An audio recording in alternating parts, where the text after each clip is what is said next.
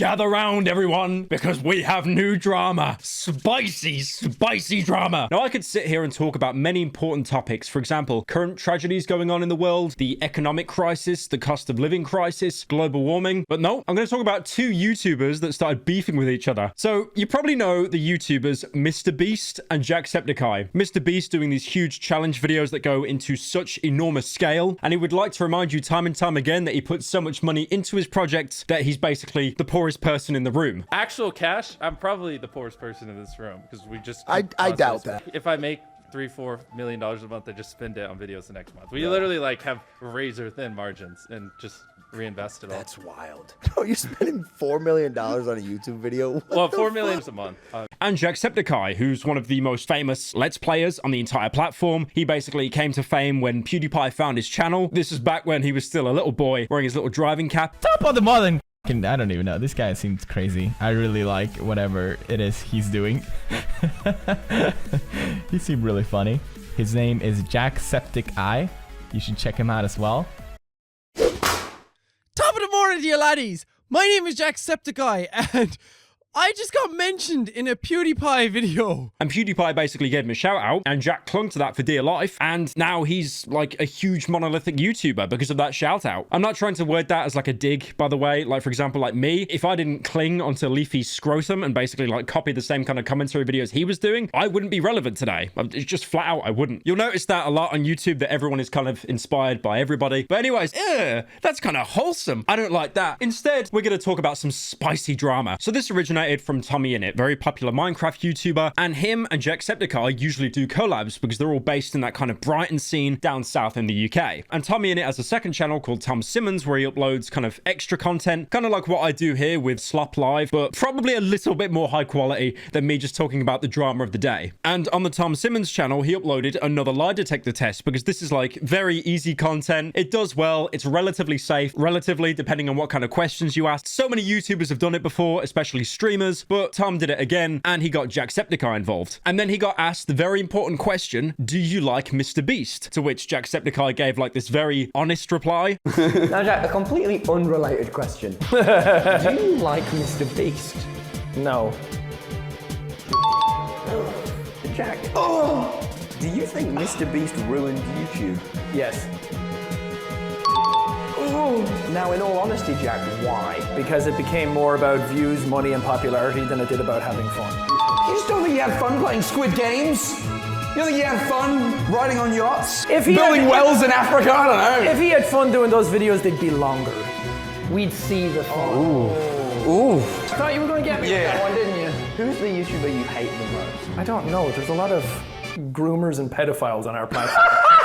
So after that comment got screen recorded by pretty much everyone on Earth and posted onto Twitter, that's when MrBeast found it. And then he basically put out the equivalent of a twit longer, but not a twit longer. Like, I know the character limit on Twitter has been increased, but Jesus Christ. So he goes on to say, so I ruined YouTube because I didn't buy a mansion and sports cars and instead reinvested my dollars into making content focused on doing good and inspiring kids to help people. If he had fun, the videos would be longer. What does that even mean, lol? You think I'd give every hour of my life for 14 years if I didn't have fun? Skull emoji. This clip is insanely disrespectful in my opinion, and obviously there is so much I could say about his content, but I'll just take the punches and be the bigger man. Sigh. I like the verbal sigh he put at the end. He should have put like a woo or something as well. So this is when Twitter was completely at a civil war. You had the Jacksepticeye stands against, I mean, MrBeast doesn't really have any stands, but he's got like pretty much the entire internet backing him. Now this obviously brings up the really important topic, like, did MrBeast ruin YouTube? I don't think so. I do think Jacksepticeye is a very talented YouTuber. I mean, there is definitely a reason why he's been able to last on the platform for as long as he has, basically nearly a decade. He's done incredibly well for himself, but I think what happens with a lot of YouTubers is when they've been in the game for a while, they become a little bit bored of it, a little bit jaded. I even remember like during lockdown, Jacksepticeye made like a short film, which he sometimes does for his channel, where it was him basically reliving the same day over and over, like Groundhog Day. And you could tell from that video, it was lockdown, but also the fact like he just, everything felt so monotonous.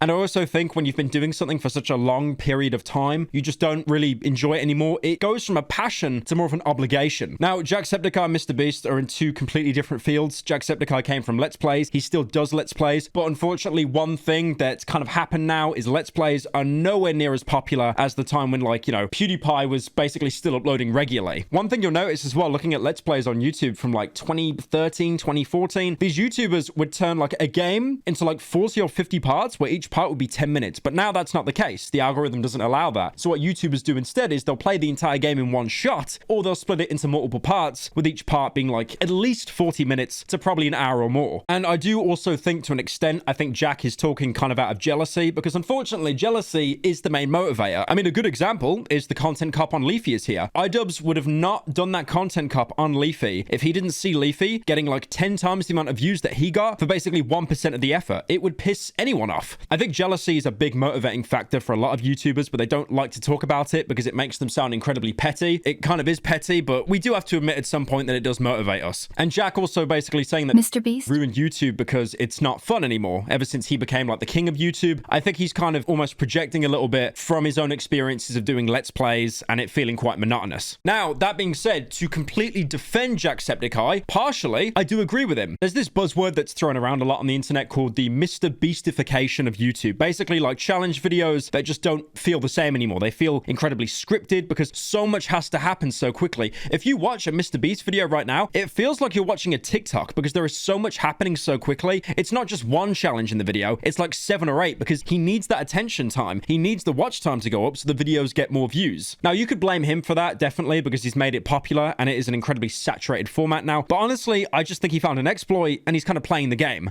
But also, that being said, the MrBeastification of YouTube, if you really want to call it that, it definitely is a thing. I remember certain challenges from years ago, like for example, TGF Bro. TGF Bro are actually one of the most popular UK YouTubers that would do these kinds of challenge videos, but even they've said they've had to take a step back and they don't upload as much anymore because the videos didn't do that well. It wasn't wholesome, harmless pranks. I mean, some of it was pretty gruesome, like when they jumped into a bunch of nettles. I also don't really understand the point Jacksepticeye makes, saying like if he enjoyed the videos, they'd be longer. I mean, honestly, I just don't think MrBeast would have any kind of time because these challenge videos he does are so quick fire. There's so much happening so quickly that to make it double the length, it would have to be padded out. And then the budget would double, the budget would go up, and he sinks so much money from videos back into videos. I mean, he said himself, that's why he's got the MrBeast React channel where he just like watches TikToks. It's basically daily dose of internet, but like pretty much the same level of commentary. And if you look at the length of the MrBeast reaction videos, they're all 8 minutes because there is a huge difference between a video being under 8 minutes and being 8 minutes. He's not trying to hide that that is just a slot machine to make more money. Now, I do sound like I'm on Team Breast at the minute, kind of against Jacksepticeye. That isn't the case. I mean, and I'll be honest as well, I think MrBeast's response on Twitter, it was pretty bad. Now, this isn't the first time he's done stuff like this. Usually when he sees like criticism against him, he will respond in quite a reactionary way and then end up deleting the tweet later. But that being said, I do kind of understand, like when you're at the top of the ladder, if you criticize anyone else, it really does look like you're punching down. You're meant to take all this shit and people spewing like just complete garbage about you online, and you're just meant to ignore it. Like, you'll still read it, it'll still get in your head and it'll annoy you, but then to respond to it, it looks like you're punching down, even though at the time it does feel kind of therapeutic. So I totally understand the frustration there, how he'll have like these claims and just people talking shit about him and he's not really allowed to respond. I get that, and I really do sympathize with that. But obviously then him saying stuff like at the end of his tweet saying, I could say so much about his content, but I'll just take the punches and be the bigger man. Like, you're not being the bigger man because you responded to it and then, you know, implied that you have something on his content, but then don't go into detail. Now, personally, I would have liked to hear the criticism that MrBeast had against Jacksepticeye. I don't even know what he'd say. Like, oh, you only play scary games.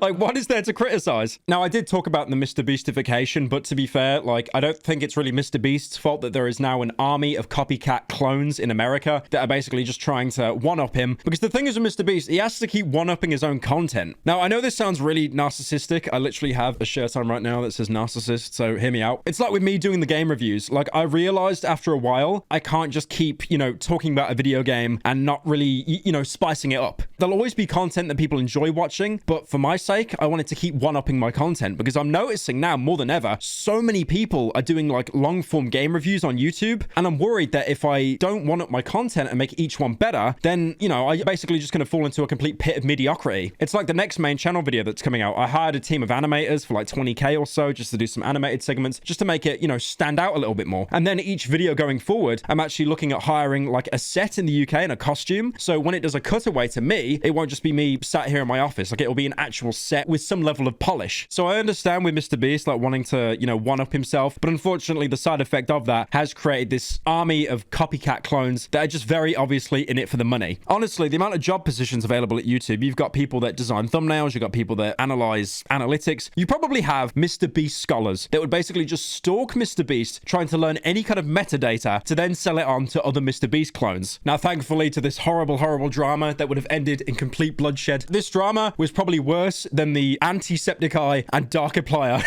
If you don't know about that, you know, you don't need to know. You don't need to know about it. But thankfully, people laid down their weapons. The white flag was raised because MrBeast basically tweeted that we messaged and we managed to talk it out. To which Jacksepticeye replies with like a little cowboy emoji, probably with gritted teeth. But, you know, I'm happy they could resolve it. But obviously, these little like public spats that happen on Twitter, it is incredibly common because as YouTubers, you don't really have a way to like vent your frustration with things. So you kind of just end up doing like a snide on Twitter or something and then instantly regressing it. That's one of the reasons, like with my Twitter, why I just keep it to basically quirky memes and stuff, because I never want to like share anything personal on there. I think the most personal I've ever been is on like my alt Twitter, where I do like video updates for main channel videos, and then I basically just said I like chubby women. That's it. That's all you're getting. That's it.